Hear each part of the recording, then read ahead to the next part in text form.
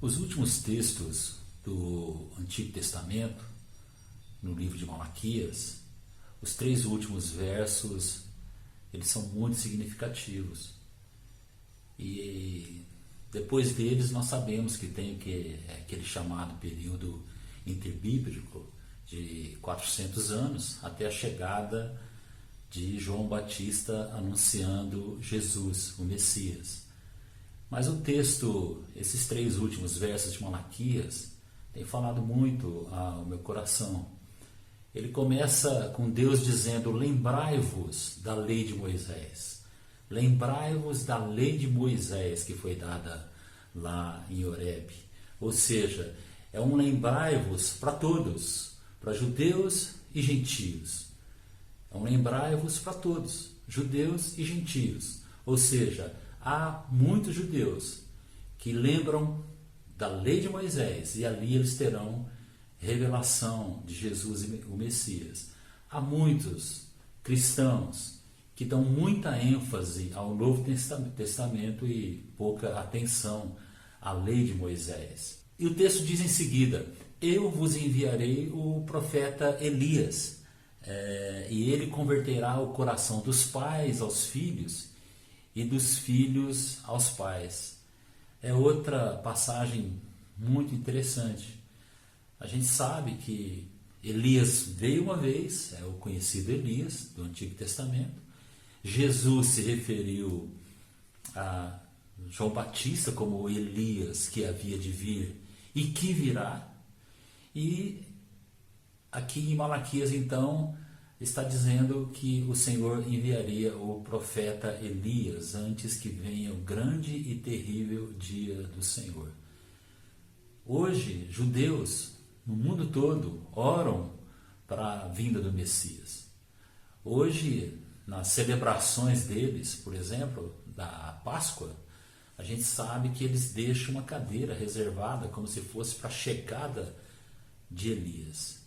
Então nós também devemos orar, nós temos orado para a vinda de Jesus, mas é tempo de orarmos também para a vinda de Elias, para a vinda desse corpo profético, esse ministério profético, seja ele representado por uma pessoa, isso não importa. O que importa é o papel que ele terá nesses dias. E o papel que esse ministério profético terá, o texto que diz, é que ele vai converter o coração dos pais aos filhos e dos filhos aos pais. Para que o Senhor não chegue, quando ele vier, e fira a terra com maldição. É algo muito sério.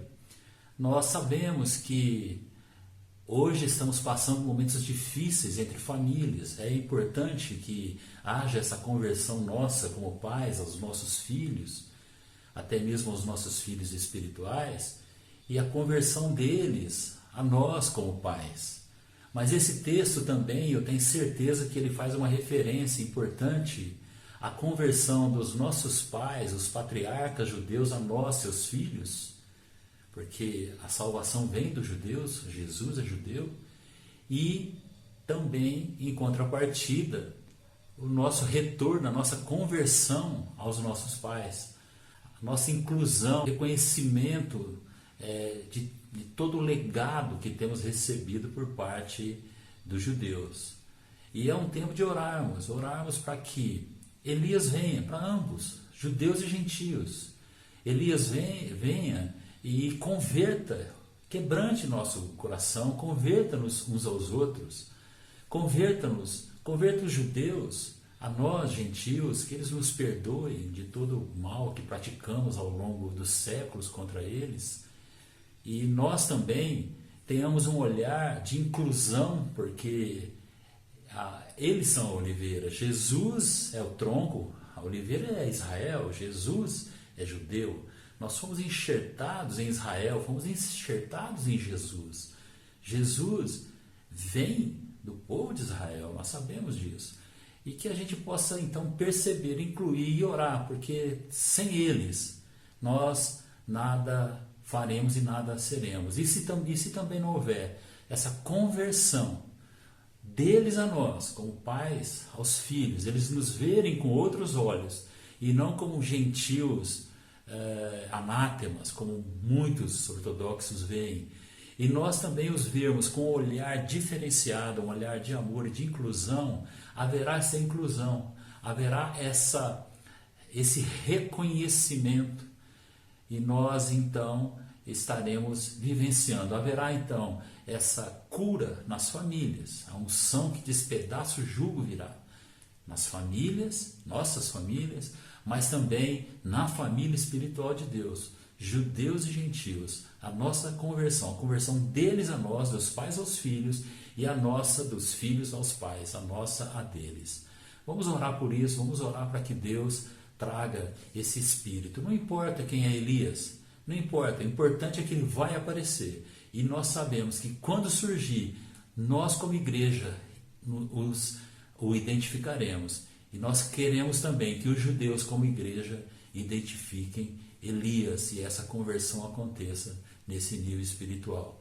Porque o texto termina dizendo, para que eu não venha e fira a terra com maldição. Nós não queremos que na volta de Jesus ele venha e isto não tenha acontecido. As famílias da terra não estejam restauradas, as famílias naturais, as famílias que amam a Deus, e a família espiritual da qual toda a terra toma o nome, a família de Deus, judeus e gentios, também convertida. E então, não haverá essa maldição, mas bênção, porque essa é a promessa de Deus e vai se cumprir. Deus te abençoe.